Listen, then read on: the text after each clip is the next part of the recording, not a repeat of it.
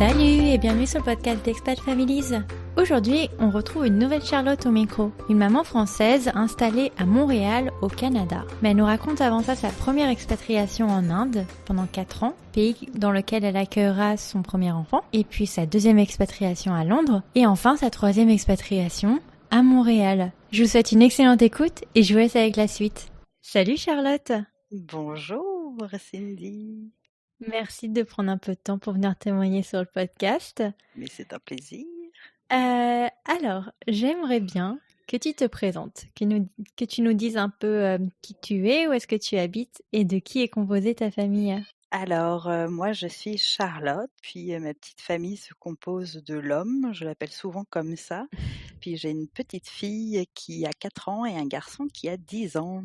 Et nous vivons au Canada, à Montréal, D'accord, à Montréal. c'est Ok. ça. Alors, j'aimerais bien que tu nous fasses un petit background, un petit backup un peu de ta vie, à savoir ce qui t'a mené au Canada. Oui, on est arrivé au Canada par une longue histoire.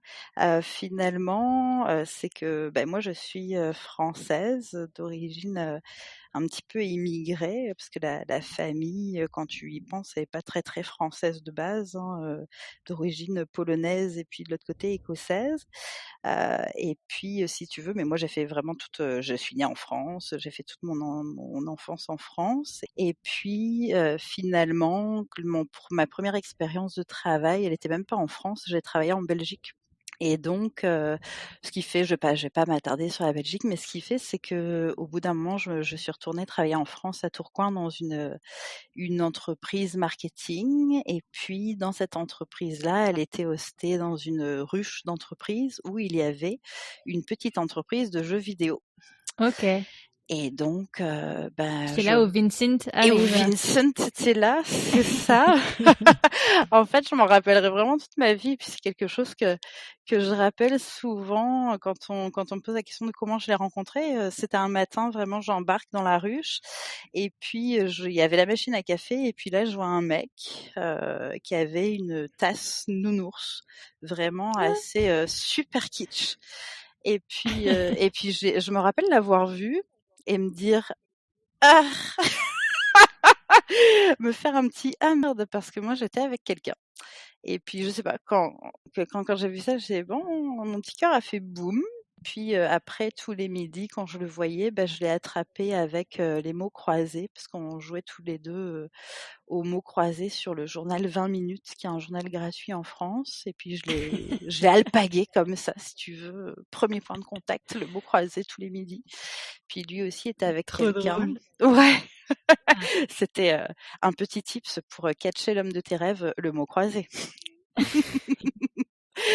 Et donc si tu veux, moi j'étais dans une relation qui était pas saine et puis, finalement lui non plus et puis quand on se reparle un peu de cette époque-là, c'est que tous les 2 on était un petit peu le rayon de soleil de la journée, dans nos vies.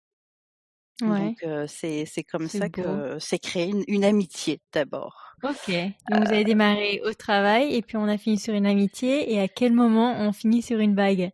Et en fait, c'est que, donc on a fait comme ça plusieurs mois parce que j'ai travaillé là-bas plusieurs mois et puis lui aussi.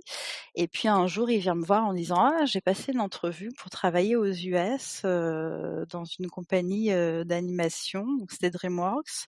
Oh, Donc trop bien. je fais: «Oh cool, nice pour toi là, c'est vraiment Ouais. chouette» et puis il me dit: «Bon, il y a 2 problèmes». Et puis il fait: «Je parle pas du tout anglais». Et puis c'est vrai, je l'avais connu comme il parlait pas un mot anglais. Et puis il fait: «Puis il y a l'autre chose, c'est qu'il y a ma copine, donc il va falloir voir comment ça fonctionne». Et moi, je me rappelle qu'il me parlait et puis moi, c'était vraiment comme si que le ciel s'était vraiment écroulé sur moi en me disant: Hmm. «Il va partir. OK, donc c'est mort et puis de toute façon, tu es avec quelqu'un donc n'y pense même plus». Et puis Oui. si tu veux, il est parti quasiment du jour au lendemain comme ça et puis moi j'ai continué ma vie et Mes mots puis, croisés toute seule. les mots croisés toute seule comme ça. Et puis, je savais que j'étais tombée amoureuse de lui et donc si tu veux, dans ma relation où j'étais à l'époque, je me suis dit: «Je peux pas continuer une relation sachant que j'étais tombée amoureuse de quelqu'un, même si ce quelqu'un est parti, puis que c'est fini, puis qu'il y aura rien par Ouais. la suite». Donc moi, j'ai repris un petit peu ma petite vie, j'ai changé d'emploi, j'ai, quitté mon mec et puis je suis Ciao. partie ça «Allez, je m'en vais» et puis ça s'était arrêté là. Et quelques OK. mois plus tard, j'envoie un petit courriel pour savoir: «Hey, comment ça va aux US?» mais sans plus. Puis lui m'appelle par derrière et puis, là, on fait vraiment une relation Skype, mais, je me rappelle de notre première conversation Skype quand il m'avait appelée, c'était un samedi et on a passé 14 heures non-stop à Ah se parler. ouais. Donc il avait quitté sa copine? Et là, oui, il me dit, donc je lui dis: «Hey, comment ça se passe aux US et puis avec ta copine?» puis il me dit: «Non, mais en fait, elle m'a pas suivi, je l'ai quittée». Donc là, Oh! j'étais: «Oh, intéressant, Yes! intéressant ce que tu me racontes là, dis donc». Et puis en fait, donc on parle comme ça pendant un certain temps sur Skype et puis à un moment, il me dit: «Bah, pour les fêtes, je vais rentrer en France, quelques jours». Quand on fait ce fameux restaurant-là sur l'île, il me dit: «Bah, écoute, moi les US, c'était vraiment pour me former sur les outils de l'entreprise là-bas et puis ce qu'ils veulent faire, c'est m'envoyer en Inde». Et puis, je fais: «Ah ouais, bon, bah, cool, nice pour toi aussi». Et puis il me dit: «Beh, si tu veux, tu peux me suivre. Moi, j'aimerais bien que tu Ah! viennes avec moi». Et tu en penses quoi de l'Inde? Parce que c'est quand même différent des US, quoi, hein? Ouais, mais rien du tout. En fait, j'avais même pas, tu sais, moi, l'Inde, pour moi, c'était, le film Air, là, tu sais, un petit peu les hippies et puis, la Transgoa et puis ça s'arrêtait là. J'avais aucune Ouais. connaissance de l'Inde. Hem, donc lui, il repart aux US entre-temps, puis là, on voit est-ce que je vais le rejoindre là-bas juste pour des petites vacances? Puis en fait, je lui propose, je fais: «Bah, écoute, avant de te rejoindre là-bas, ce qui serait quand même bien, c'est qu'on regarde s'il y a une alchimie de couple qui peut se faire», parce que nous, on était juste amis, Ouais. quand on y pense. Donc on décide de partir 2 semaines en Irlande. Donc OK, pourquoi avant pas? On qu'il se y a met au vert. c'est ça, on se met au vert et puis, Au vert et à la bière. exact, à la Guinness. Et puis, On mange et on boit. c'est ça et donc il vient, lui, il vient en France et puis on attrape le 1er avion pour l'Irlande et là, on passe 2 semaines à rire non-stop, à boire, à faire des road trips et puis, tout dans le sud de l'Irlande et puis c'est là où je me suis dit, «Ouais, c'est pas», je voyais même plus l'Inde comme faire un jump dans l'inconnu ou, comme quelque chose d'inaccessible. C'était, bah, même si c'était l'Inde ou ailleurs ou Tourcoing ou tout ce que tu veux, le but c'est de vivre avec lui là, donc c'est comme ça que s'est pris la décision en Irlande de oui, ça vaut le coup de faire ce gros Waouh! pari. Alors lui, il retourne aux US pour combien de temps? Bah, lui, il retourne aux US pour 1 mois, le temps de faire ses papiers et puis après il revient en France et puis là on va voir mes parents et puis là j'annonce à mes parents: «Bah, je pars en Inde avec, ce garçon que vous ne connaissez pas, hein, je pense qu'il les a assez mis en confiance. Puis moi, de toute façon, ça faisait très longtemps que j'avais quitté la maison parce que j'ai quitté la maison très, très jeune, même peut-être un peu trop jeune quand on y pense, maintenant que je suis maman. Mmh. Donc ils avaient l'habitude, hein, que je baroude et que je fasse ma petite vie. Donc c'est comme ça que lui est parti en Inde en avance parce que moi, il fallait quand même que, bah, je résilie mon bail de location, que je quitte mon emploi, donc plein, plein de choses administratives Ouais. quand on y pense. Et puis, je le rejoins donc, 2 mois après qu'il ait fait son installation lui en Inde. Donc toi, tu pars avec un visa touristique? Tu trouves Ouais, pas un travail directement là-bas? Ou tu non, essaies pas à distance? OK. non, en fait, d'abord, c'est vraiment le fait d'y aller, puis de voir un petit peu les alentours, puis voir si ça allait fonctionner de vivre ensemble parce que Ouais, le voyage en Irlande, c'était bien, mais c'était dans des B&B là, c'était pas forcément de vivre ouais, ensemble. c'est clair. Donc, tu sais, c'est comme, une différence, hein, dans dans Donc tu te une fais histoire de couple. une période d'essai. Une période Ouais, d'essai de 6 c'est mois. ça, une petite période d'essai. Mais alors comment ça se passe là-bas pendant 6 mois? Et ben, ça se passe bien, on rigole toujours autant. Puis lui avait été envoyé avec une batch d'autres Français. On était à peu près, je pense, 12 Français dont plusieurs étaient en couple. Donc c'était, assez intéressant.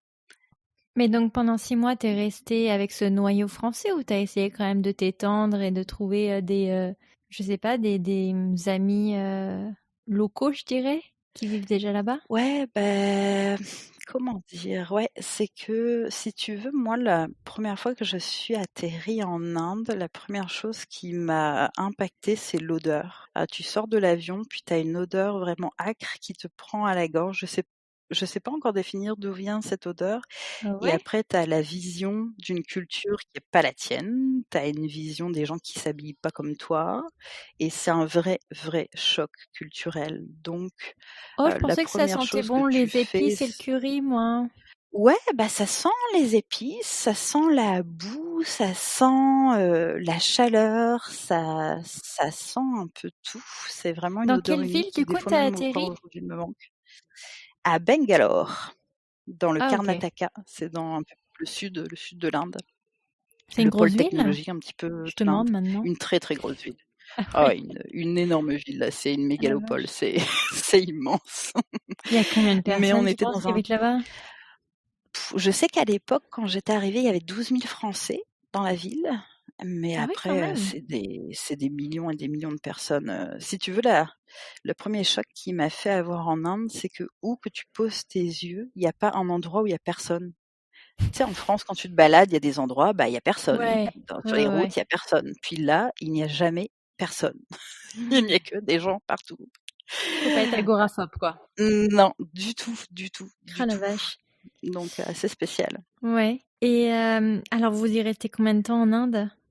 Alors on est resté près de 4 ans.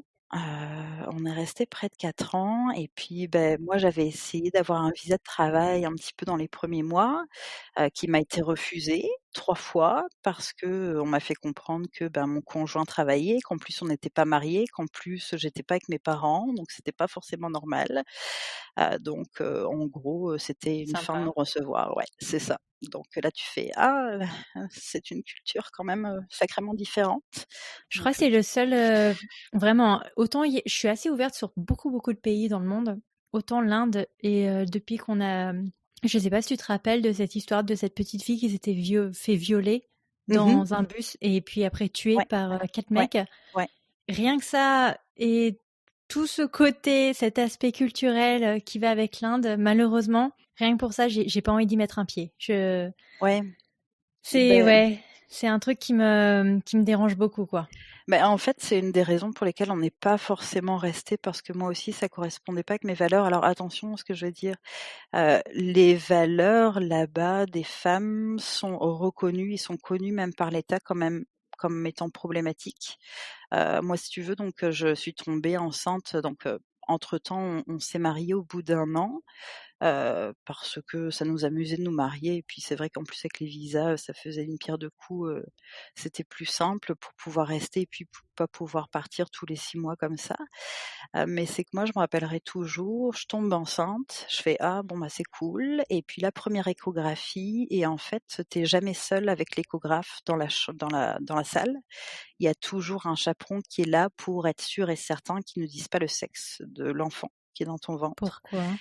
Parce que là-bas, c'est, on tue les petites filles dans les ventres parce que, avoir une fille, c'est devoir payer une dot à chaque mariage et puis c'est très, très, très, très cher quand tu es indien. Très cher d'avoir une fille parce que comme on dit: «Tu cultives le jardin de ton voisin». C'est parce que non seulement tu dois payer une dot quand celle-ci se marie, mais en plus, c'est qu'après quand elle se marie, elle va vivre avec sa belle famille et elle ne s'occupera plus de ses parents. Donc les parents, avoir une fille, c'est un gage que, tu vas mourir seule et puis en plus sans argent. La Donc vache. ça fait qu'il y a beaucoup, beaucoup Bon, d'avortements pour les petites filles. Mais ouais, moi, c'était vraiment ma première confrontation réelle avec: «Ah oui, ça va jusque-là. D'accord, ça va jusque-là». mmh, Si tu veux, je savais qu'il y avait quelques problèmes avec les femmes parce que, nous, évidemment, étant en Inde, on avait un chauffeur, on avait aussi une femme de ménage, parce qu'on te demande un petit peu aussi de faire fonctionner l'économie, locale.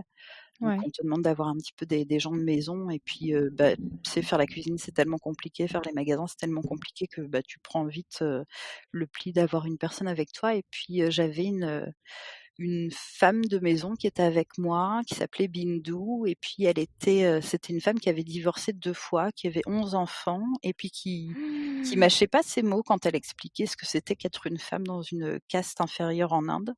Et donc déjà par elle, je m'étais dit: «OK, c'est assez spécial», et puis en plus avec le fait de vivre un peu les échographies, en se disant: «Il y a des il on avorte les petites filles», bah là c'est fait OK. Donc je suis dans une culture différente et ça a été très, très dur psychologiquement à continuer dans ce pays-là avec tout ce savoir-là, si tu veux.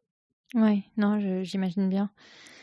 Ouais, ça te met déjà dans l'ambiance, hein, Ouais, il y a le c'est curry, l'ambiance. mais il y a Et il y a pas ouais, que, ouais, il y a pas que. Mais en fait, ce que je veux dire par là, c'est qu'aller en Inde, bah, surtout, à mon époque, parce que maintenant il y a quelques années, c'est quand même très, très enrichissant parce que tu vois une culture, une autre, et puis il y a pas que des mauvais côtés, hein, on va pas se mentir, il y a de très, très beaux côtés aussi. Il y a aussi beaucoup d'entraide, beaucoup l'aide aussi entre les aînés et puis les familles. Tu sais, on se débarrasse pas des vieilles ouais, personnes, on vit avec eux. Il y a d'autres choses qui sont très, très belles. heureusement, Le ouais. pays aussi est très, très beau, mais c'est vrai qu'il y a une certaine violence de société qui est pas à nier là et que tu vis avec. Ouais. Ouais, en fait, je sais pas, pour avoir fait la Russie, qui est totalement rien à voir, mais je suis allée à Moscou, par exemple, et quand tu vois la disparité sociale des classes, rien Mmh. que, tu vois, t'as le Kremlin, et quand vraiment tu tournes la tête, vraiment, hein, genre Mmh. 20 degrés, tu vois une pauvre maison qui est complètement démolie, où tu sens Ouais, que quand même il y a des gens qui vivent là-dedans, tu te dis, non, les gars, là, on vit quand même au 21e siècle. ouais, Il est temps de faire changer les choses. Et là, je sens qu'il y a une trop grosse disparité en Inde, et ajouter à ça l'esprit un peu sexiste, ouais, c'est un no-go, quoi. ouais, Et ouais. l'humidité et compagnie, bien entendu. En plus. Mais c'était exactement ça parce que nous, évidemment, on vivait dans un grand complexe avec des grosses maisons, des piscines, de la Ouais, donc massothérapie, tu des vis, tu spas. vis pas la vie du pays, quoi. Non, c'est ça, et puis tu sais, c'est clôturé, il y a des gardes à la porte, et puis quand tu passes, les gardes, bah, là, tu tombes sur une rue qui est pas, tu sais, les routes sont pas asphaltées, et puis tu vois vraiment les enfants faire caca sur les routes, tu vois la misère humaine réellement. Moi, mon premier cadavre que j'ai vu de toute ma vie, c'était en Inde, sur la route. Donc tu fais: «Ah OK», Ouais. et Je, puis, je comprends pas qu'un pays peut laisser ça, en fait. C'est ça qui me dérange vraiment. ouais, ben ils sont tellement nombreux, tellement pauvres qu'ils peuvent pas faire autrement. Tu sais, beaucoup Ouais, d'histoires aussi de colonisation aussi qui les a pas aidés, beaucoup d'histoires aussi d'invasion qui les a pas aidés non plus. ouais, Donc tout ça fait un résultat, ma foi assez spécial quand tu vois, tu as grandi en France dans une société très, très égalitaire quand tu y penses finalement. ouais, Ça remet un petit peu les choses en place. Puis si tu veux, la Charlotte qui est qui était comme j'étais, j'avais connaissance, tu sais, un petit peu de la misère dans le monde. J'avais des amis qui étaient, moins bien lotis que ma famille, mais là, c'est tu vois, OK, il y a la misère, et ça, c'est la misère. Ça, c'est ouais. la vraie misère là, tu la vois là, donc c'est spécial. Donc Hmm. donc c'est ça. Et puis moi, j'ai 2 anecdotes. Des fois, mon fils, il me demandait pourquoi on ne retournerait pas vivre en Inde. Je fais: «Bah, écoute, je vais t'expliquer 2 anecdotes». Moi, je me rappelle la première fois où j'étais seule dans une rue en Inde, même sans le chauffeur, où là, j'ai dit: «Allez, j'y vais vraiment toute seule». Je vais dans Commercial Street qui est à Bangalore, et puis, c'est vraiment une rue très, très commerçante. Puis je marche sur un trottoir, un semblant de trottoir, puis là j'entends comme des bruits de roulettes sur la route, puis je me dis: «Tiens, il y a quelqu'un qui fait du skateboard», et puis je tourne ma tête à gauche, à droite, puis je vois personne qui fait du skateboard. Puis là, je sens quelque chose qui m'agrippe à la jambe, et je pose les yeux au sol, et là, c'était un monsieur sans jambes sur une planche à roulettes. Et ça, c'était ma première sortie toute seule en Inde, et j'ai comme paniqué. Je vais: Ouais. «OK, c'est spécial». Et la deuxième anecdote où là tu te dis tu vis dans un monde quand même assez spécial, c'est que c'est là où je pense c'est l'image qui m'a fait dire avec mon fils: «Faut qu'on parte de ce pays-là». C'est un petit peu la goutte d'eau qui a fait déborder le vase. C'est, on sort de la résidence, j'avais mon fils à côté de moi dans le siège enfant, et là il y a une petite fille qui mendie, hein, comme d'habitude par la fenêtre, et elle tourne sa tête, il lui manquait toute une partie de la joue où on voyait les dents. Et donc là, c'était une vision d'horreur, mais vraiment, c'était assez horrible pour moi. Et puis, on se demandait avec mon mari si on devait partir de l'Inde et puis ça, c'est une des choses qui m'a fait: «OK, on s'en va. Je peux plus, Ouais. je peux plus». Mais de toute façon, si tu regardes quand même le film de référence qui est Slumdog Millionnaire, Ouais. où tu vois qu'ils rendent les enfants aveugles et pour aller Mmh. faire la manche, enfin, clairement, il y a un problème dans ce pays, quoi. Enfin, Ouais. clairement. Bah, il y a de la pauvreté. Puis la pauvreté, ça amène des gens qui veulent se débrouiller, comme ils peuvent et puis ça passe par des choses, moches comme ça. Ouais. Bon, c'était une aparté. Oui. Mais alors, en fait, de base, donc, après ces 3 refus de visa, tu as quand même réussi à en obtenir un ou c'est par le biais du mariage que tu as pu rester et tu pas eu besoin de trouver un visa par tes propres moyens? Ouais, c'était par le biais du mariage où là, ben, C'est quand même forcément dingue. ouais, tu as C'est un quand même dingue. visa ouais, c'est fou, hein, tu as un visa d'accompagnante. Et puis là, c'est un visa fermé, tu peux pas travailler. Donc, moi, j'ai donné des petits cours, de français un petit peu, aux Indiens, un petit peu qui travaillent dans le studio de Vincent. Ouais. Après, j'ai aussi fait 2-3 trucs avec, l'Alliance française et puis l'ambassade et puis après j'ai vite eu mon fils, qui a été une Mais grossesse catastrophique. oh, mais alors attends, mais donc du coup, en gros, si tu veux aller travailler en Inde en tant que femme par tes propres moyens, en gros, on te dit non, quoi. Bah, il y en a eu une dans la batch de français qui a été envoyée, puis elle était embauchée comme artiste et puis elle était pas mariée. Donc ça a été en fait le conseil que je donnerais si tu veux travailler en Inde, c'est qu'il te faut avoir le statut d'expat. Donc te faire embaucher par, une compagnie qui va te fournir le visa parce que tu as un talent exceptionnel qui fait que tu peux travailler là-bas pour eux. Bon, donc en gros, t'as jamais pu travailler en Non, Inde? non, Oh non, la vache. jamais. Non, non, ça a été un gros deuil à faire pour moi. Bah oui, Donc parce que vous y êtes resté quand même pas mal de temps. ouais, bah, c'est pour ça que j'ai fait comme je te dis, je pense que j'ai eu mon fils 1 an et demi, 2 ans, Oui, un t'as an et raison, hein. demi, ouais, c'est ça, 1 an et demi, 2 ans. Autant, si t'as pas travaillé, autant Beh, féconder. exact, c'était vraiment le constat de dire: «Beh, on va miser sur autre chose, Ok. on va avancer dans la vie». Comment ça se passe alors en Inde, le suivi de la grossesse, hormis l'avortement de début de Oui, grossesse? oui. Ben, en fait, comment ça se passe, quand tu es expat? Puis là, c'est vraiment faire attention, c'est pas non, c'est pas l'expérience des Indiens, hein, du tout. Quand tu es expat, bah, Ouais. tu as de très bonnes assurances, donc tu vas dans les hôpitaux, dits américanisés, américains. Bon, bah, il y a un aspect positif quand Il y même. avait un aspect positif. Le seul point, je te dirais à faire attention si tu fais une grossesse en Inde et c'est quelque chose que j'ai appris sur le terrain et puis une amie qui a eu une grossesse en même temps que moi, on a eu, 3 mois d'intervalle sur nos grossesses. C'est que là-bas, les docteurs sont très, très bien. Vraiment, j'ai même au Canada, j'ai pas eu ces docteurs-là pour ma fille. Ils ont fait leurs études aux US, ils sont revenus en Inde et puis ils sont très, très compétents. Par contre Trop cool. Ouais. ouais, trop cool. Par contre, il y a un mais là-dedans, c'est que les infirmières, c'est pas le cas. Les Mmh. infirmières là-bas, c'est un diplôme qui se donne très rapidement et puis étant donné, bah, que on connaît maintenant un petit peu le statut de la femme, c'est qu'elles sont là pour un petit temps. Elles vont travailler 1 ou 2 ans, puis après elles vont se marier, puis elles vont plus travailler. Mmh. Donc ça fait que tu as toute une myriade d'infirmières qui sont aussi avec leurs croyances de culture, qui sont avec leurs réflexes un peu étranges et qui fait qu'on a eu, vraiment des anecdotes complètement fous, des infirmières qui savaient pas faire fonctionner le Doppler et puis, qui t'annoncent: «Ah bah, j'entends pas le cœur du bébé, c'est qu'il doit être décédé». Puis toi tu la regardes genre: «Mais, qu'est-ce que tu me racontes là?»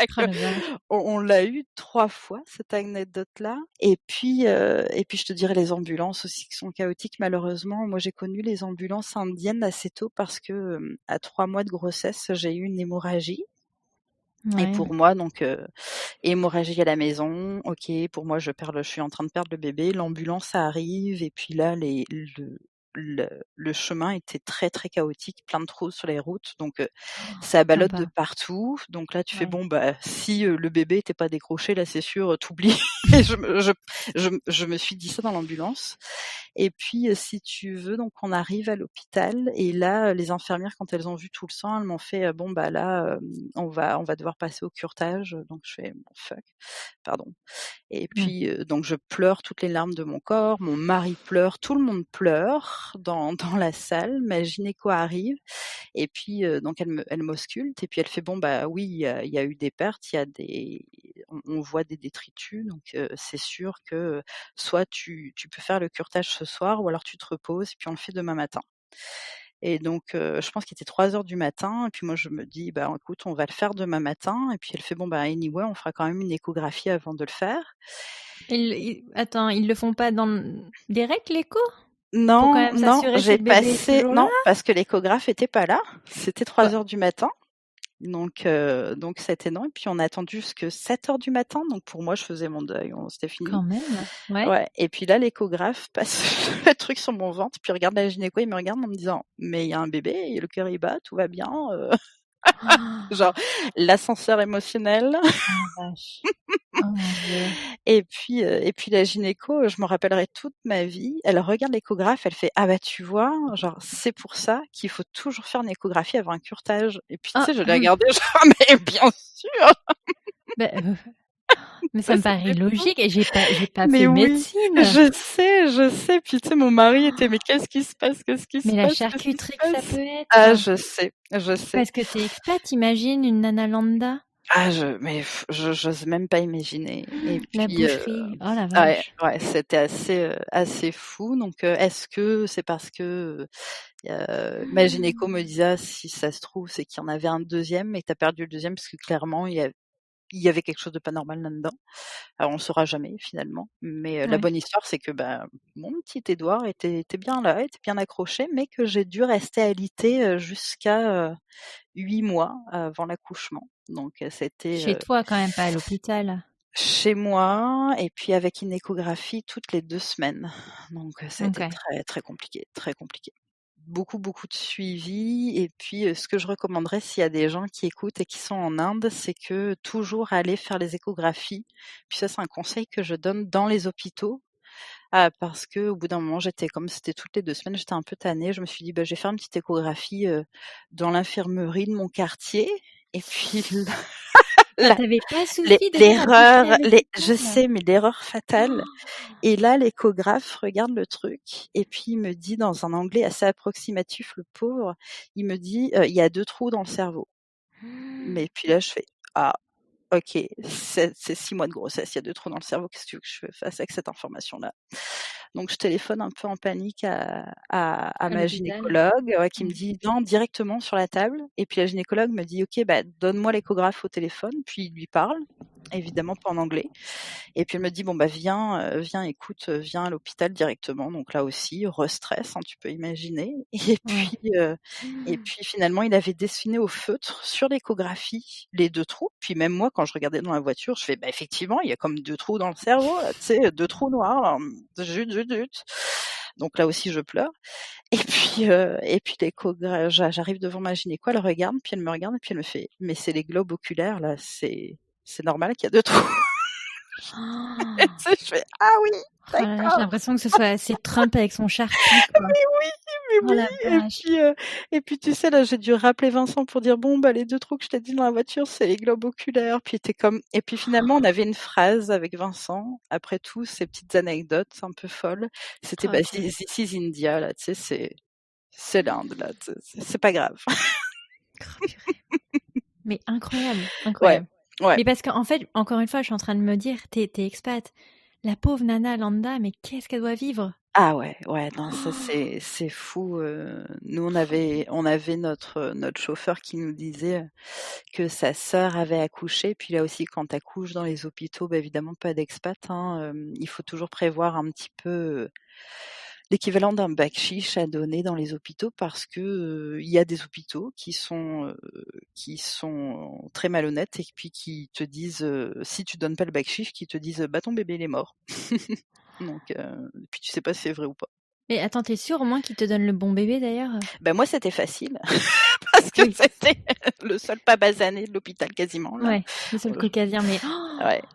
Mais l'angoisse. non, c'était assez angoissant comme expérience et puis, Et puis bon ton premier, tu te dis, ouais, autant le ouais, deuxième, tu te dis: «Bon, quand même, tu vois ouais, une écho, tu vois à peu près l'anatomie humaine», mais le exact. premier.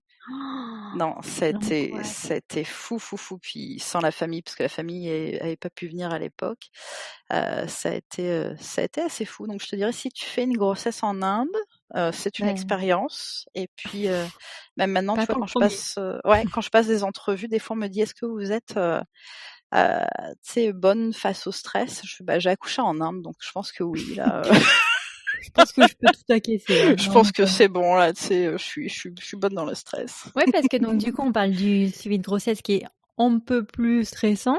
Oui. Qu'est-ce qu'il en était pour l'accouchement? Alors, bah, moi, l'accouchement, Donc alité c'était déjà pendant 5 mois? ouais, c'est ça. Dans mon lit, je perds les os. Bah, là aussi, en fait, j'ai pas voulu appeler, l'ambulance parce que, comme je te disais, ma copine qui était enceinte avant moi, de 3 mois avant moi, avait accouché, puis avait attendu dans son appartement tranquillou pilou, le dernier moment un petit peu chez elle. Et puis là, L'ambulance s'est l'ambu jamais pointée? l'ambulance n'a pas trouvé l'appartement.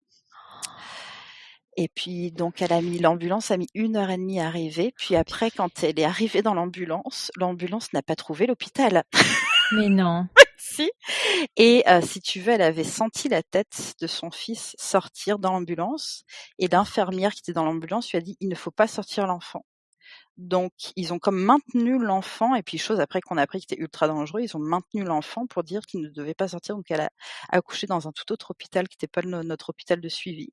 En 2 secondes là. Et pareil, elle m'a dit, beh, je suis partie de l'ambulance, on m'a mis sur une table, puis ploup, l'enfant est sorti. Oh purée. Et donc moi, j'étais partie sur ce principe-là: Charlotte, n'appelle pas l'ambulance, si tu Mais alors veux. comment tu t'es rendue à l'hôpital? Et bah, avec mon chauffeur, je me suis dit le plus simple, le chauffeur, on lui avait dit: «Bah, dans les derniers mois là, en sachant que je pouvais accoucher prématurément, puis c'est ce qui s'est passé, reste Ouais. bien à côté de chez nous».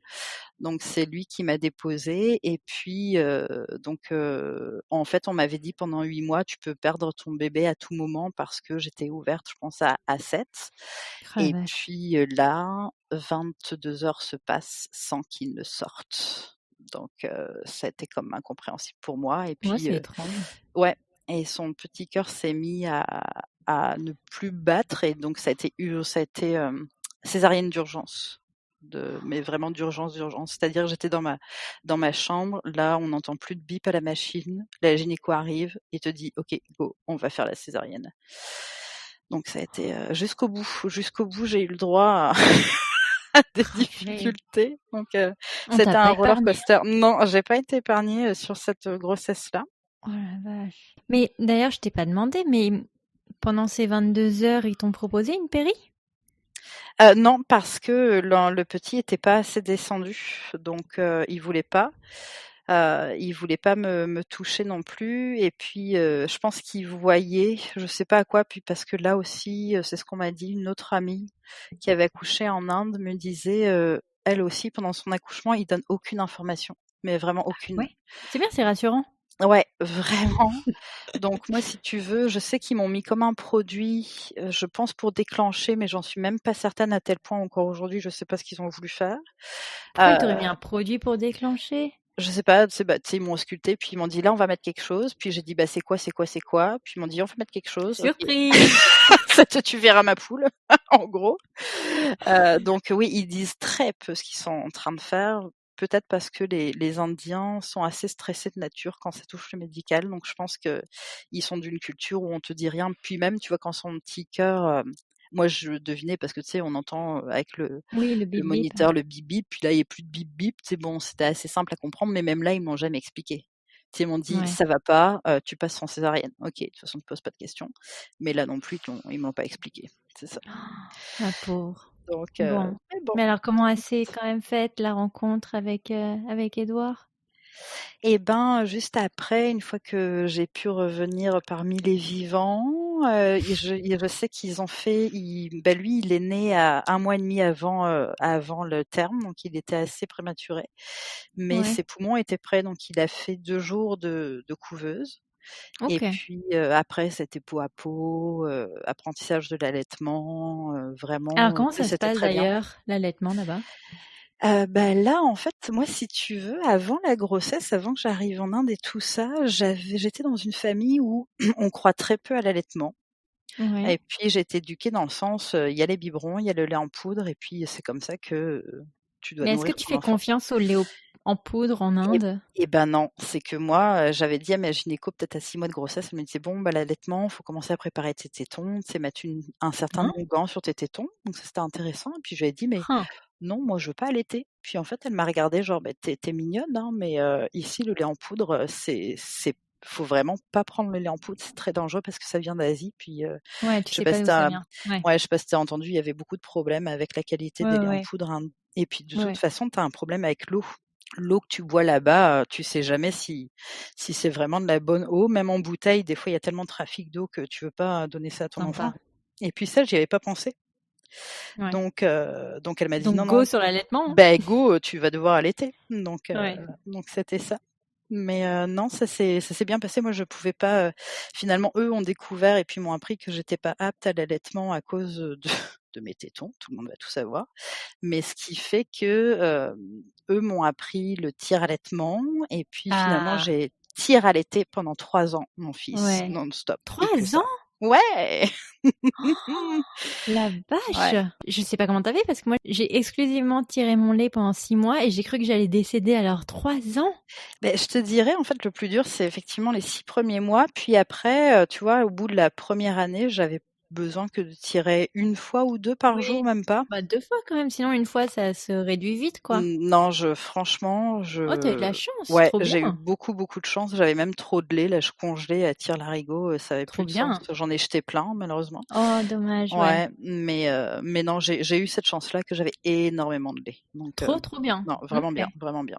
Et Vincent, du coup, étant donné qu'il travaillait du coup pour une boîte américaine, il a eu Mmh. un mini congé parental de 2 semaines? Eh ben non, parce que lui était Non? en pleine prod d'un film, Ah zut. et puis il devait livrer, dans le mois que suivait, le la naissance et donc j'étais vraiment seule, même lui s'en veut, je le sais. Bah, tu sais, il s'en est quand même occupé le soir, il donnait le biberon, il était vraiment crevé, mais c'est ça aussi qui nous a fait dire: «Faut qu'on parte aussi» parce que, Ouais. pas de congé paternité, puis très, très peu de congés, puis moi j'étais vraiment seule à la maison. Donc Ouais, puis tu peux pas sortir, j'imagine? Ou alors ça doit non. être toute une farandole là pour, partir avec le petit, hors de chez toi?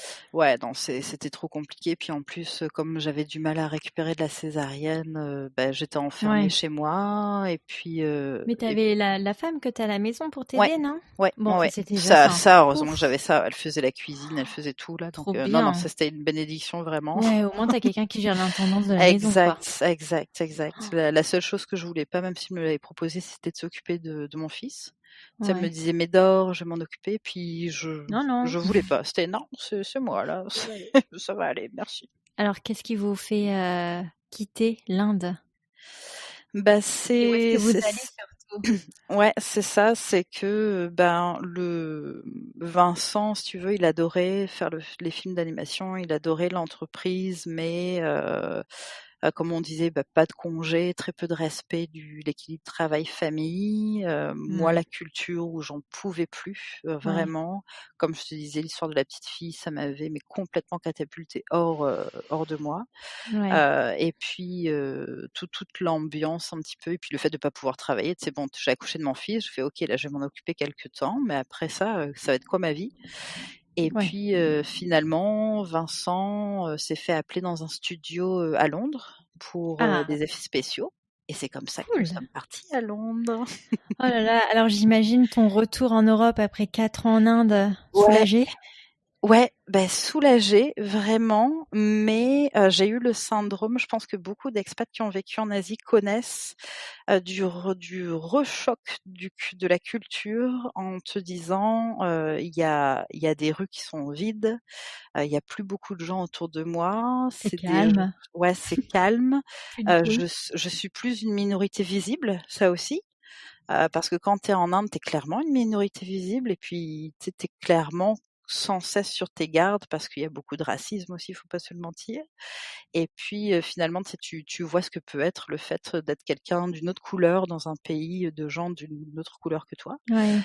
moi j'ai eu ce choc-là. Puis le choc aussi que j'ai eu, c'est que l'Inde, même si des fois je peux le dépeindre très, très de façon noire et puis là les gens peut-être qui vont m'écouter vont me dire: «Oh là là, l'Inde c'est terrible, elle voit ça avec des trop grosses lunettes noires», ça se peut. Mais c'est que j'ai eu le choc de me dire: «En fait en Inde, chaque jour était une aventure, puis tu savais pas ce qui allait t'arriver». De Mmh. très bien comme de très mauvais. Par contre, une fois que tu es, retournée en Europe et à Londres, bah, c'est un peu cousu de fil blanc. Tu sais, tu sais comment ta journée va aller, puis tu sais que Ouais. rien va venir, te t'émerveiller ou te déranger ou tu sais, c'est un peu plus plan-plan. On va Ouais. pas se mentir. Donc j'ai eu un petit peu ce choc-là au retour.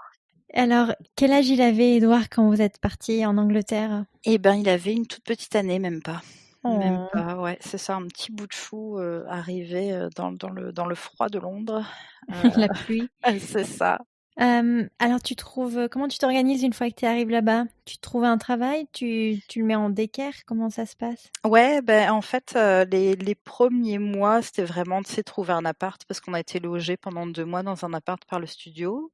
Sympa. Ouais, c'est vraiment sympa, après, donc, on a trouvé un petit appart vraiment cool où les propriétaires, en voyant moi et le petit, sous le bras, on était 12, je pense, à visiter l'appartement ce jour-là et puis ils nous ont dit, «OK, on est censé tirer au sort dans les meilleurs dossiers, mais, ce sera vous qui va l'avoir parce que vous avez un petit bout». Donc c'est Édouard a été notre sésame pour notre appartement de rêve à Trop bien. Islington à Londres, ouais, Oh, ils sont vraiment. trop gentils. Ils étaient Parfait. vraiment cute et puis ouais, donc là-bas, tout est fait à Londres, même donc en ayant vécu en Inde, en ayant vécu maintenant au Canada avec ma fille, avec l'expérience, Londres, c'est fait pour les bébés. Je le dis à tout le monde. Ouais.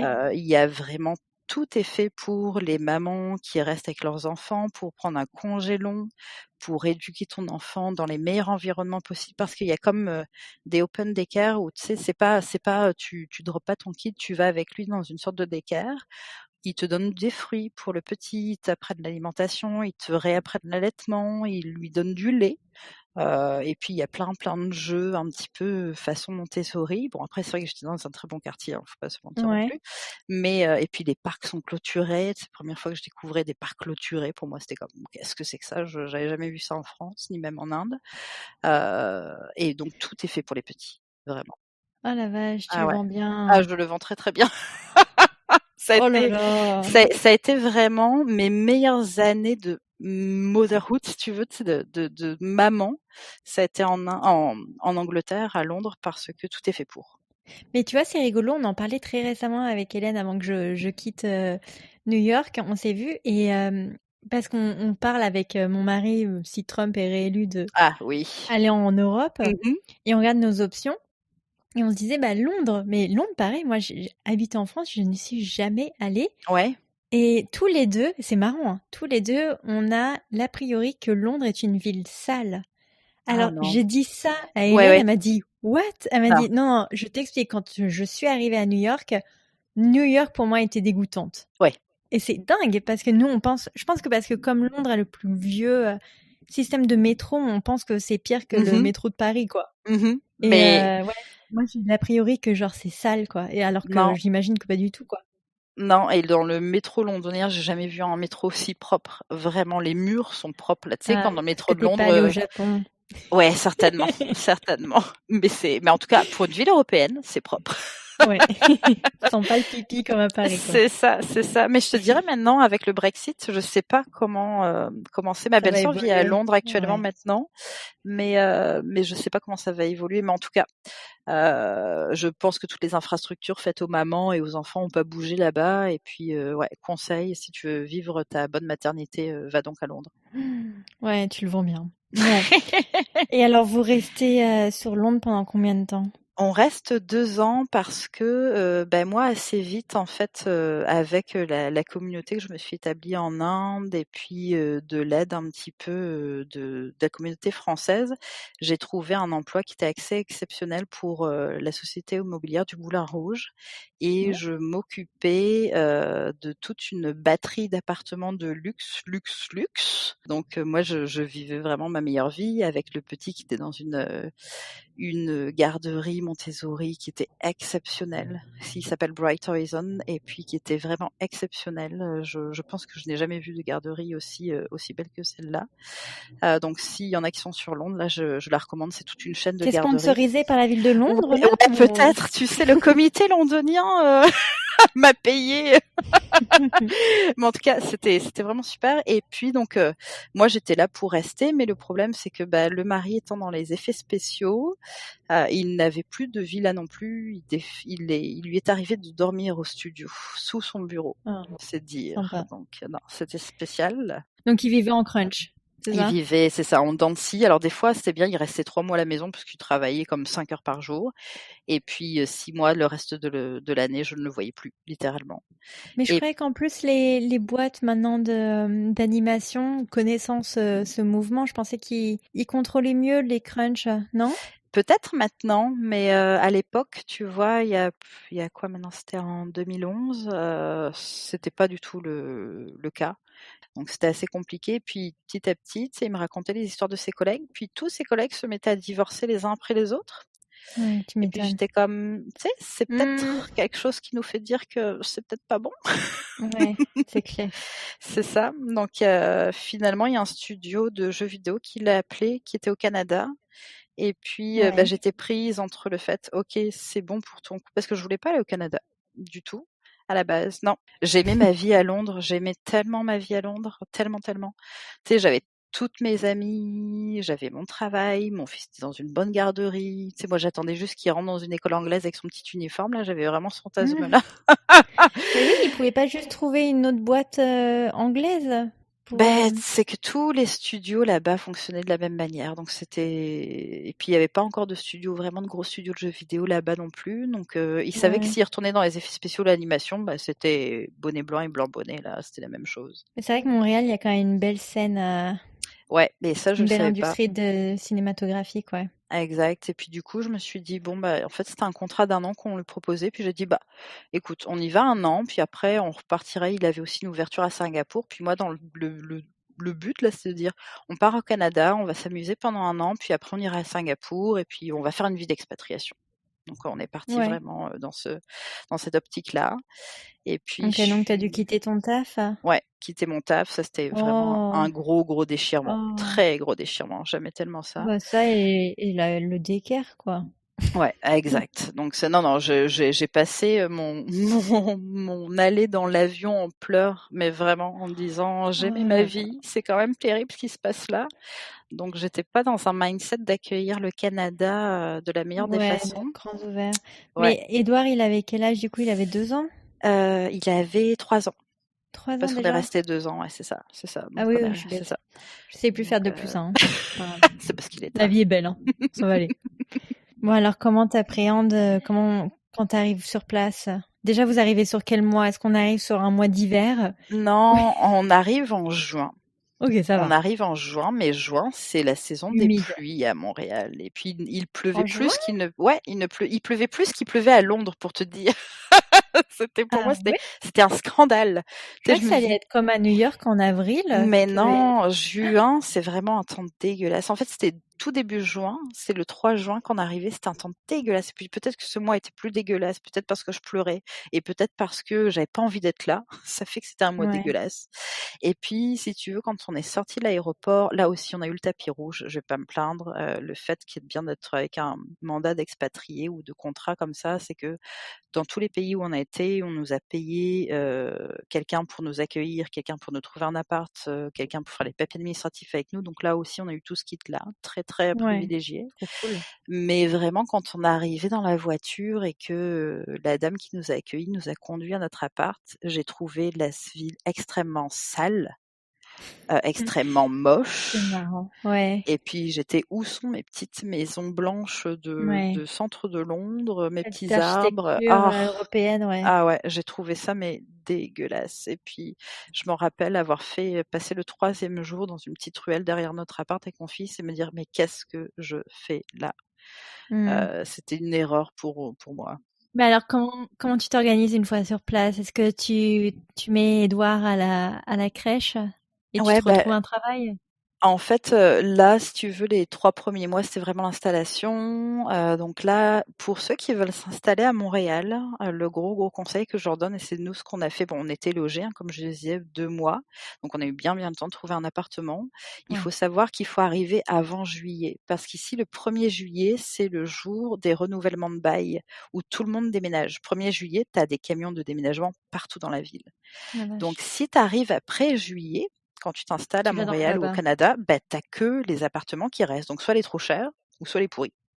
Ouais. C'est assez Donc du coup, simple. vous êtes tombé sur quoi? Sur un trop cher ou sur un pourri? Nous, comme on est arrivé le 3 juin, finalement, on a eu quand même de la chance. Et puis, si tu veux, là aussi, si tu arrives à Montréal, visite tous les quartiers parce que chaque quartier est un microcosme complètement différent les uns les autres. C'est la même ville, mais c'est pas la même vie. À chaque fois, c'est vraiment mon slogan là. Quand tu t'installes à Montréal, choisis la vie que tu veux parce que c'est pas la même vibe à chaque quartier. Donc, Mmh.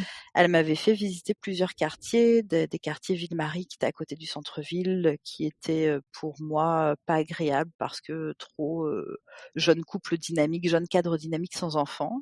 Ouais. Et puis il y a plein de quartiers. Elle m'a fait vivre le plateau, trop de Français, puis sans enfants aussi. C'était comme mais qu'est-ce que c'est que ce truc? Il y a que des Parisiens partout.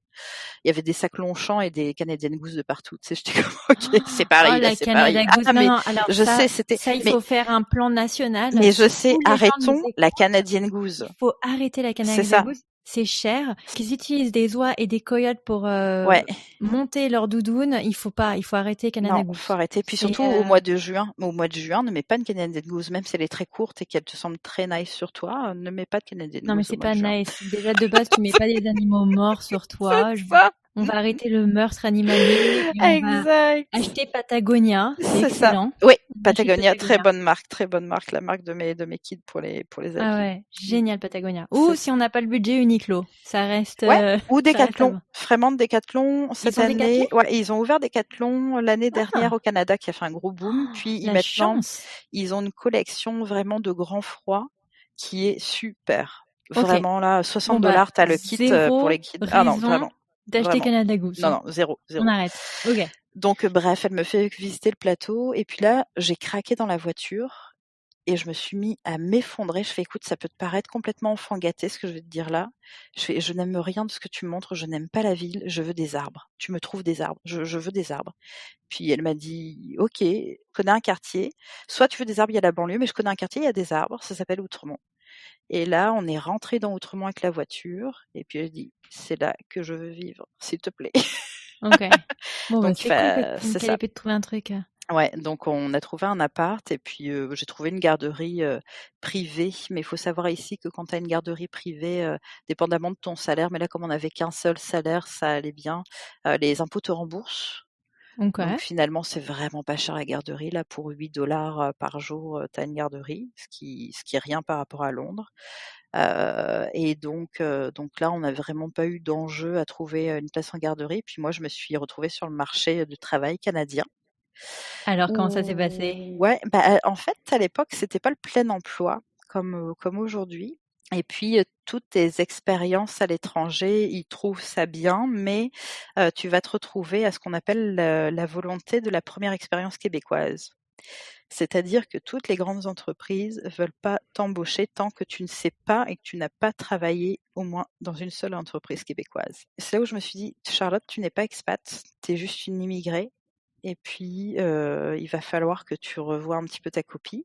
Donc, pour tous ceux qui voudraient s'installer au Canada, s'ils ne trouvent pas d'emploi depuis la France, vraiment en lien avec leur diplôme, ce qui arrive très souvent maintenant, mais Ouais. si tu arrives un petit peu en PVT avec tes petites valises et que tu veux trouver un job cool, fais une première expérience québécoise pour, genre en intérim, là, un petit mandat rapide, puis après postule sur les emplois que tu veux dans les grandes compagnies. C'est vraiment mon gros conseil.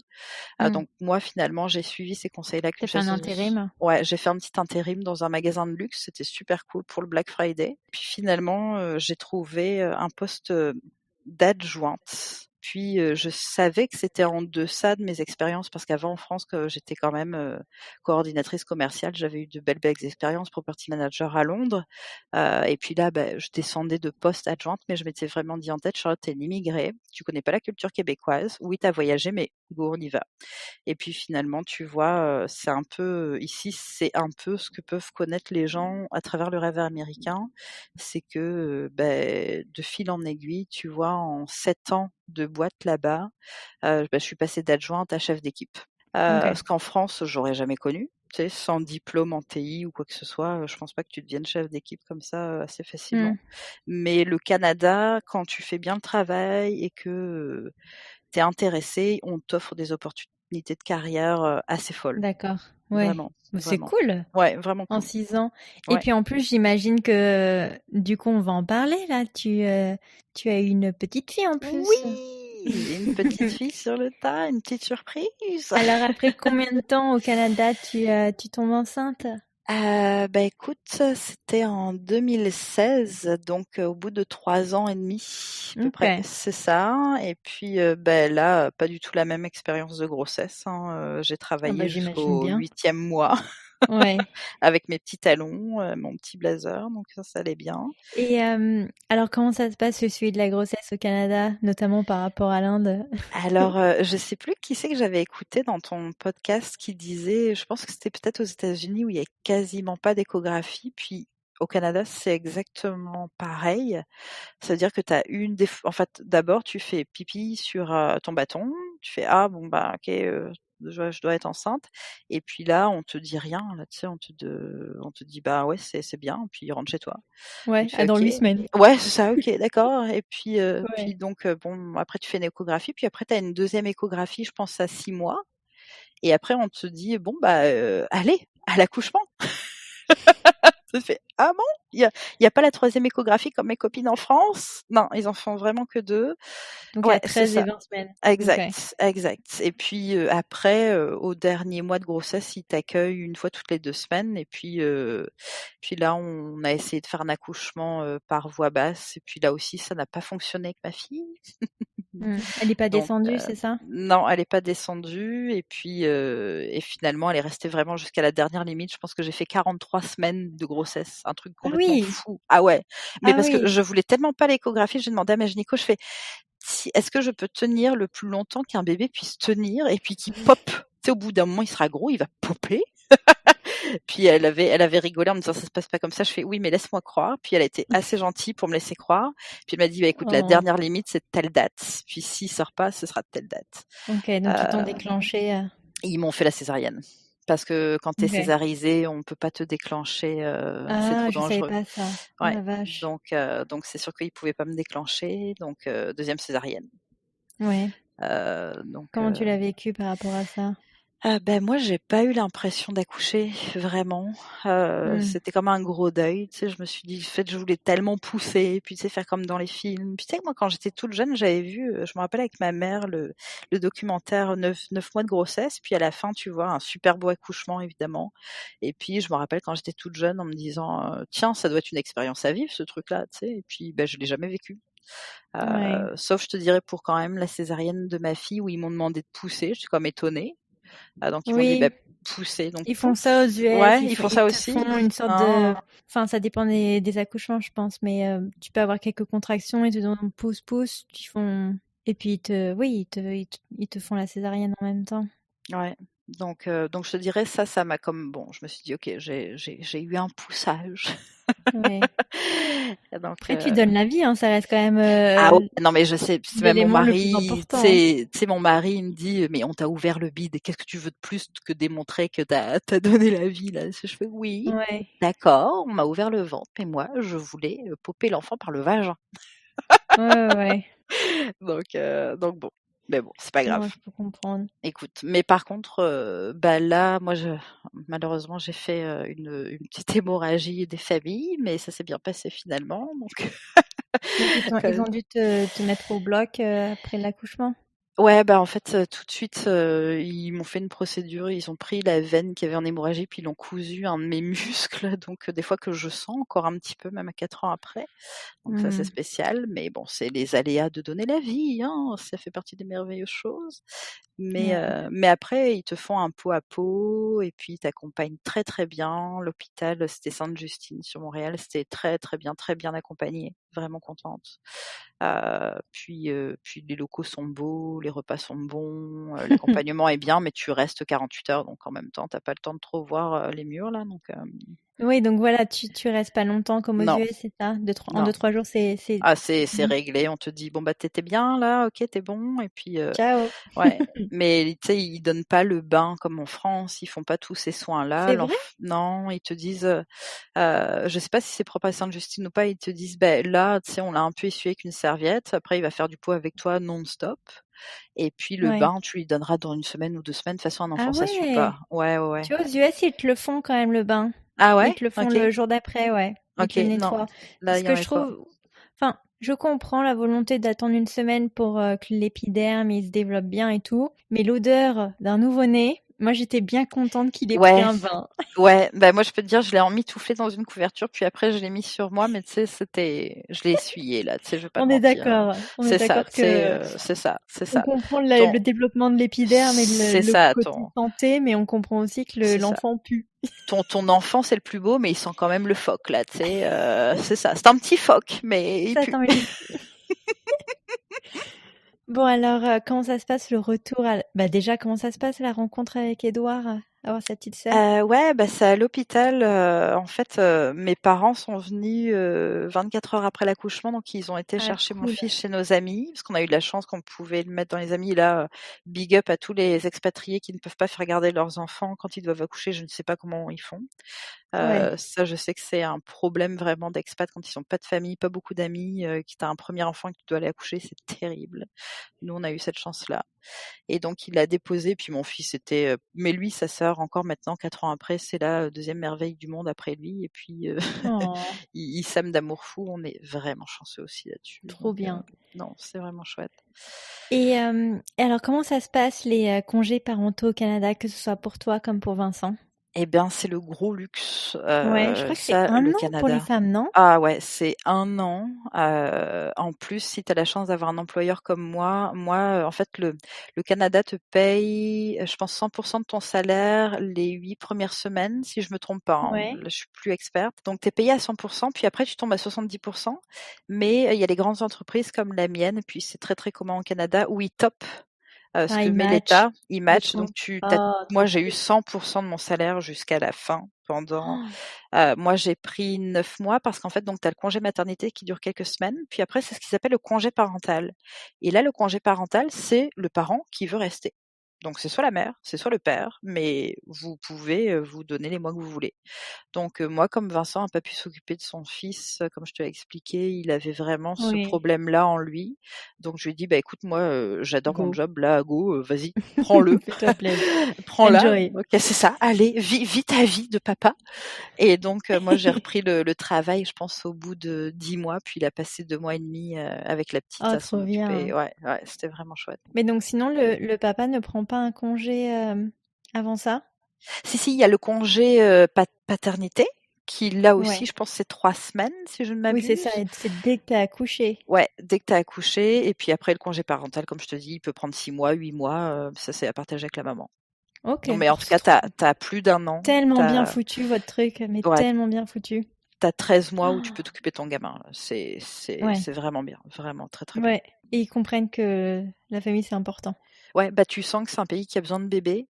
Puis là aussi, tout est fait, tu sais, les allocations familiales sont extrêmement fortes, même quand tu gagnes très bien ta vie. Hem, Comme je te dis, les garderies sont pas très chères, les impôts les remboursent. Les activités des enfants, les impôts les remboursent aussi. Tu as ce qu'on appelle le retour d'impôt. Donc tout est fait pour que tu aies une myriade d'enfants parce qu'ils en ont besoin. Et Donc toute la surtout, politique votre est faite assurance pour. santé, elle est gratos. L'assurance santé est gratos, pas comme aux US. Par exemple, tu as une otite et puis boum, ça te coûte 5 000 boules. Là, c'est pas le cas. Donc oui, tout ce qui est médical d'urgence, c'est gratuit. L'accouchement, c'est gratuit. Tu payes rien. Beaucoup de médicaments sont gratuits. Mais par contre, tout ce qui est dentiste, ophtalmo, vraiment les médecines à côté, là, faut vraiment avoir une très bonne assurance. Ah, c'est quand même, franchement, c'est quand même bien foutu. C'est mieux qu'ici, quoi. Et alors, comment tu gères là le retour au travail avec les 2 enfants? Ben moi, je gère bien. Maintenant, j'ai de la chance que Vincent travaille dans une super bonne compagnie de jeux vidéo qui respecte Ah, l'équilibre travail-famille. trop cool. On a notre fils qui est dans une école alternative, donc c'est assez spécial. Il n'a pas de notes, il n'est pas dans une classe avec des gamins du même âge que lui. Ils sont dans une classe avec 3 catégories d'âge, donc mélangées. On n'a pas de devoirs à la maison, mais on a des activités à faire à l'école, donc c'est vraiment, un très, très bon climat familial avec cette école-là. Moi Ouais. aussi, mon employeur, très bon équilibre travail-famille aussi. Donc puis moi, je me rappellerai toujours de ce qu'une amie m'avait dit quand je voulais pas partir au Canada. Elle était à Londres avec moi. Elle m'avait dit: «Bah, tu sais, au Canada», j'avais pas très bien compris ce qu'elle voulait dire. Elle me disait: «L'argent va loin» et quand elle voulait me dire ça veut dire que même si tu as un salaire qui est pas fifou, tu tu peux avoir une bonne vie au Canada parce que l'alimentation, encore si tu t'alimentes pas comme un Français, que tu veux du vin et du fromage à chaque repas, est correcte. L'habitation aussi est correcte, donc tu sais, tu peux Ouais. vivre une bonne vie. Mais c'est ça, je pense qu'ils ont tellement de personnes canadiens qui vont aux États-Unis qu'ils ont besoin de main-d'œuvre sur place, quoi. Ouais, ouais, vraiment. Est-ce que tu aurais des conseils à offrir à des gens qui souhaitent s'expatrier en Inde ou au Canada? Bah, je te dirais, si tu t'expatries en Inde, il y a quelque chose qui est très très connu, mais surtout si tu pars en voyage en Inde et que tu es une fille. Je veux vraiment que les gens retiennent ça. Fais très attention à toi. Il y a un syndrome qui est connu là-bas pour les gens européens qui voyagent, que tu es émerveillé. Il ne faut pas se cacher, l'Inde est magnifique. La culture est magnifique, les couleurs, les odeurs, les gens Hmm. sourient tout le temps, c'est magnifique. C'est moi par exemple, tu vois, j'étais blonde quand je suis arrivée, blonde peroxydée, quand je suis arrivée en Inde. On avait été à un festival à Mysore où on s'est fait courser. Moi et ma copine, et puis qui est maintenant au Canada avec nous, c'est rigolo, mais on s'est fait courser. Elle s'est réfugiée sur le toit d'un camion, nous on s'est réfugiés dans un hôtel et ça aurait pu très mal finir pour nous, vraiment Bah, très mal. purée. Et puis une femme seule qui voyage en Inde ne doit pas voyager seule, ne doit pas prendre des trains, ne doit pas prendre des taxis, parce que tu vas te faire toucher, si ce n'est violer. Et il y a beaucoup de choses que les ambassades françaises disaient, c'est qu'il y a beaucoup de femmes qui se font agresser sexuellement là-bas, qui peut avoir tout le panel, l'arc-en-ciel de l'agression sexuelle, mais qui vont pas le dire, qui vont pas porter plainte, et puis qui vont se dire que c'est de leur faute parce qu'ils n'ont pas compris la culture, et qui vont même faire un déni pendant leur voyage. Donc si tu es une fille toute seule en Inde, ne voyage pas tout seul, même à 2 filles, même à 3 filles. Vraiment un conseil, réfléchissez, ou Ouais. alors allez à Goa. Goa, c'est très bien. Ou allez dans le Kerala. Le Kerala aussi, c'est très bien. Les autres, un petit peu État, je le déconseillerais pour des filles seules. Et après, si vous voulez vous expatrier en Inde, bah, faites-le évidemment avec une entreprise qui soit assez solide, hein, qui vous propose de bons packages. Parce que si t'as pas d'assurance là-bas, c'est comme les États-Unis, tu n'as rien. Il faut que tu vives dans un lieu clos. Malheureusement, comme je te dis, pour la sécurité, ça fait peut-être très expat de dire ça, mais ne vis pas dans un quartier non clos. Il faut que tu aies un Hmm. chauffeur parce que tu ne conduis pas sur les routes indiennes. Donc réfléchis-y. Si tu y vas avec l'idée que ça va être une autre culture, que tu vas avoir une confrontation, un choc, prépare-toi. Il faut que tu aies un bon package, un bon employeur, un chauffeur, une maison payée, et puis là, ça ira bien. Donc c'est mon conseil Ok. pour l'Inde. Pour le Canada, il y a beaucoup de Français qui sont arrivés ici et que je vois, qui pensent que c'est la France. Et peut-être que tu l'as déjà lu quelque part, que les gens l'ont déjà entendu. Le Québec, en tout cas, ce n'est pas la France. C'est sur un continent américain, c'est une culture américaine, c'est une culture Ouais. québécoise très riche. Ils parlent français, mais c'est pas la même alimentation, c'est pas la même façon de penser, c'est pas la même façon de travailler. Donc dis-toi que tu arrives dans un endroit étranger, que tu es un étranger, que tu es un immigré, et puis ne pense pas vivre une vie française ici, ça n'existera pas, ou sinon tu vas te sentir très très mal. Hmm. Aussi, puis après, si tu te dis: «Je suis pas en France, je suis dans un autre pays», et puis tu acceptes la culture et puis tu t'y en imprègnes, tout va bien se passer. Ouais, Peut-être c'est un point clair. s ouais, un conseil sur l'amitié, je dirais, parce que beaucoup de Français, des fois, repartent parce qu'ils se disent: «J'ai pas réussi à tisser des liens d'amitié avec des Québécois». Ici, c'est vrai que les Québécois se font un noyau amical à travers l'université ou leurs écoles, et qu'après ils gardent ce noyau, de d'amis. Donc c'est dur après pour toi d'aller les voir, mais sache que c'est très rare qu'ils s'invitent les uns à manger avec les autres, alors qu'en France, là, tu sais, c'est chose commune que tu t'invites à manger, que tu rentres dans les maisons.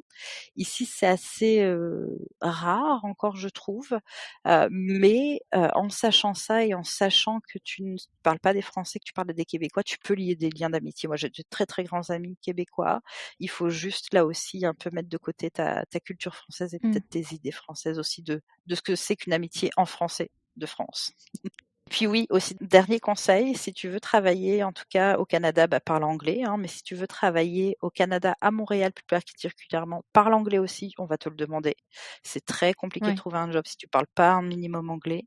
Lévis ou à Québec, à la rigueur, tu peux t'en sortir si tu parles pas anglais, mais t'auras pas, tu vas vite taper un plafond de verre. Faut pas se le mentir parce que tous tes fournisseurs, si tu travailles en TI, vont être anglophones. Faut pas savoir parler anglais. Donc là aussi, si tu parles pas anglais, prends des cours d'anglais quand tu vas arriver au Canada. Mais sinon, c'est un très beau pays. Venez au Canada, venez nombreux, on en a besoin. Faites des bébés. Essayez la poutine. C'est fantastique. Alors quel bilan tu peux tirer de tes 3 expatriations? Est-ce que, par exemple, je sais que quand tu es arrivée au Canada, tu étais malheureuse. Est-ce qu'aujourd'hui, t'as tiré le trait sur Londres? Ouais. Oui, avec le Brexit surtout, puis surtout ma carrière ici, l'école de mes petits, comme je te dis, une école alternative, on a acheté une maison. Puis on se voit vraiment pas, avec la conjoncture actuelle un peu partout dans le monde, on se voit vraiment pas rentrer en France. Et puis parce qu'encore une fois, le Canada nous a tellement tout offert. La santé, la famille, le travail, la beauté de la nature, les loisirs, l'équilibre. On finit à 4h30 le travail, puis on s'occupe de sa petite famille. Donc, ça me paraît pas mal comme équilibre. C'est un gros luxe de vivre au Canada, je trouve. Ouais. Et alors, qu'est-ce qu'on peut te souhaiter pour la suite? Écoute, de continuer à avoir une vie tranquillou pilou, parce que moi c'est ce que je veux. Alors, on a vécu beaucoup d'aventures, on a vécu beaucoup d'expériences. Je me pensais être une expatriée vraiment baroudeuse. Je le suis encore des fois. Il me prend des envies de tout claquer, puis de repartir en Asie ou en Australie ou tout ce que tu veux. Mais finalement, je sais pas si tous les expatriés qui approchent de la quarantaine, dans la trentaine, quarantaine, le vivent, mais t'as un besoin, si tu ne vis pas avec ta famille, de t'ancrer quelque part, surtout avec 2 kids. Puis 2 enfants, ça doit aussi te calmer un peu, hein. Ouais, ça calme un petit peu. T'as plus le même rythme, t'as un peu de fatigue qui s'accumule. Exact. T'as plus trop la patience non plus. Les autres cultures, c'est bien, mais non. Non, merci. Mais là, t'es arrivé à un âge, 10 et 4 ans, c'est parfait pour voyager, maintenant que Eleanor, elle a 4 ans. Justement, c'est pour ça, on se dit, maintenant, bon, à part le Covid, là, mais on va profiter de nos vacances pour un voyage à droite à gauche. Mais après, je pense aussi les expats qui écoutent se reconnaîtront. Il n'y a pas de vacances sans voir la famille. Aller en France n'est pas des vacances, hein. On va pas se mentir, mais bon, on va essayer de trouver un équilibre. Donc, souhaitez-moi de trouver un équilibre vacances et retour familial. Oui, mais je comprends le sacrifice de devoir passer tes vacances en France, quoi. Ah ouais, c'est bien, hein, la famille, je vous aime, hein, mais j'aimerais bien aller au Japon, genre. Ouais, c'est clair. Je pense qu'il faut faire des compromis. Une année, ils viennent et une année, toi, tu y vas et puis tu pars ailleurs, quoi. C'est ça. Donc, on va essayer de trouver cet équilibre-là. Ouais. Bon, écoute, en tout cas, je te remercie énormément pour ton témoignage. Riche un plaisir, riche en expérience, franchement. C'est ça. Non, vraiment, merci beaucoup. Et puis, écoute, je te souhaite une très bonne fin de journée. Mais merci à toi, Cindy. Voilà pour cet épisode. J'espère qu'il vous a plu. Et puis, je vous dis à la semaine prochaine pour un prochain épisode. Ciao!